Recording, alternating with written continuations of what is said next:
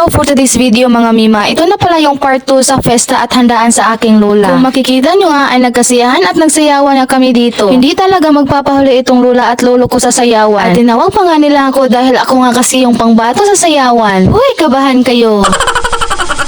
Tumigil nga muna ako sa pagsayaw dahil tinawag nga ako sa number 1 fans ko. Di joke lang, maulan na nga kasi ngayon at inaantok na nga ito si Jepoy kaya ayan, pinatulog ko na nga siya. Nasa healing process pa nga ito si Jepoy pero mabuti na lang talaga at malapit na siyang gumaling. Iniwan ko nga muna doon si Jepoy saglit dahil nagutom kasi yung auntie niyo. Gabi na nga ito at sa mga oras na ito ay kami na nga lang yung natira dahil umuwi na nga yung mga bisita. Nasa 9 o'clock na nga to ng gabi ay dumating nga yung tiyahin kong maganda. At nagyaya nga yung jowa niya na mag-inuman nga kami ngayon. Ay napauo nga yung auntie nyo dahil minsan nga lang ito.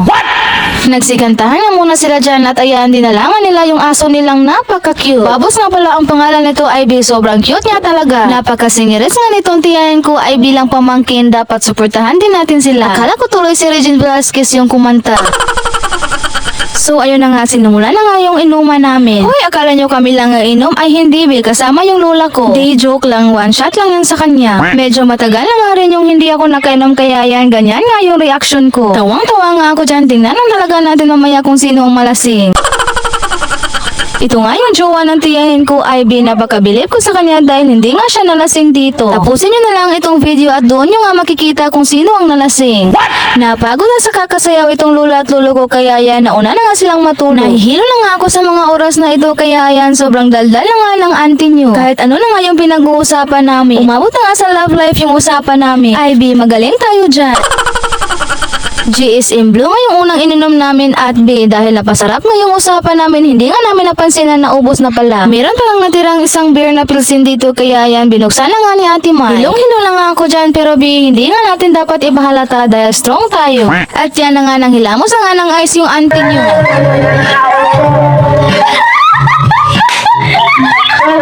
Sobrang lasing ko na nga dyan at halos hindi na nga ako makatingin ng maayos. Nalasing talaga ako dyan, paano ba naman kasi mahigit isang taon din akong hindi nakainom. O ayan na nga, nanawag na nga ng uwak itong person.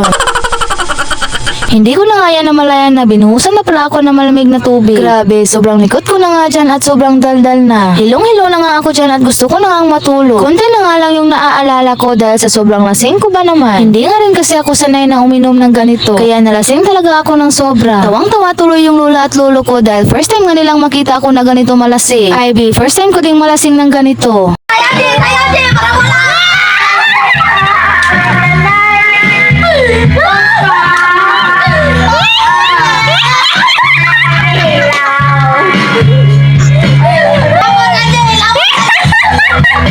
Grabe, sobrang enjoy nga nila sa kakatawa sa akin. Pero promise hindi ko na nga yan naaalala. Ganito pala yung feeling malasing, no? Halos hindi mo na alam kung anong ginagawa mo. Paano ba naman kasi dalawa lang kaming uminom ng GSM pati beer. Tapos first time ko pa nga uminom ng GSM. Hindi ko nga rin na-feel yung anghang ng menthol dyan.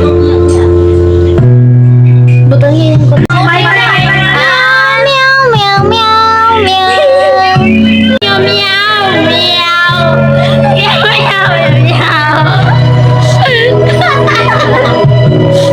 First and last nga ito at never again na talaga.